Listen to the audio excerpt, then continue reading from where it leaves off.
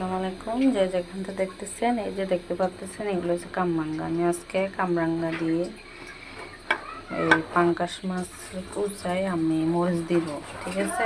জাল জাল করবো। এই জালটা কিন্তু অনেক স্বাদ হবে, আপনারা সাথেই থাকে।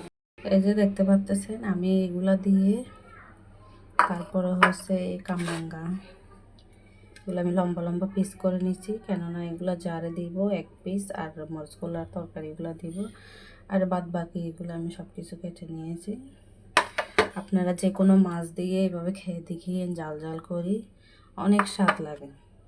দেখেন আমি তেল দিয়ে দিতেছি মাছের মরিচ করার জন্য, তাও আবার কামরাঙ্গা দিয়ে। কখন আপনারা খাইছেন কিনা কমেন্ট করে জানাবেন। যে যেখান থেকে দেখতেছেন ভিডিওটা ধাক্কা দিবেন না, লাইক কমেন্ট শেয়ার করে দেবেন, আর ভালোবাসবেন বেশি করে। তরকারি আমি দুইটা রান্না, তো তার জন্য আরও কিছুটা আমি রেখে দিয়েছি। এখানেও পেঁয়াজের পরিমাণ কিন্তু কম না, অনেকগুলোই আছে। লবণ দিয়ে দিতেছি। লবণটা দিলে কিন্তু পেঁয়াজটা তাড়াতাড়ি লাল হয়। আর চুলাটা এক সাইড জলে, যার কারণে পাতিলটাও জলে যায়। এখন পানি দিয়ে দিলাম, দিয়ে দিব আমি এখন মরিচটা আমরা বেশি খাই, জাল মরিচ। তাছাড়া দিয়ে দিলাম হলুদ,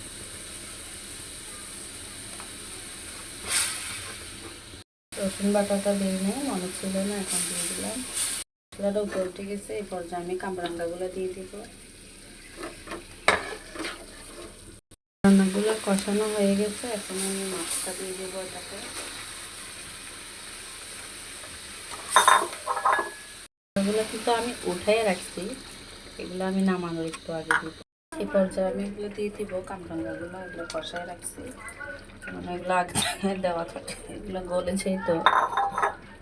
এখন এগুলো আস্তে আস্তে জালের উপরে হবে, তাহলে এটা অনেক স্বাদ হবে। আমার এই যে তরকারিটা হয়ে গেছে, কামরাঙ্গার তরকারিটা, তেলটা উপরে বাড়ছে। এখন আমার রান্না শেষ। সবাইকে ভালো জানাই, সালাম জানাই, আবারও সবাই দেখবেন, এরকম করে ট্রাই করবেন। আসসালামু আলাইকুম।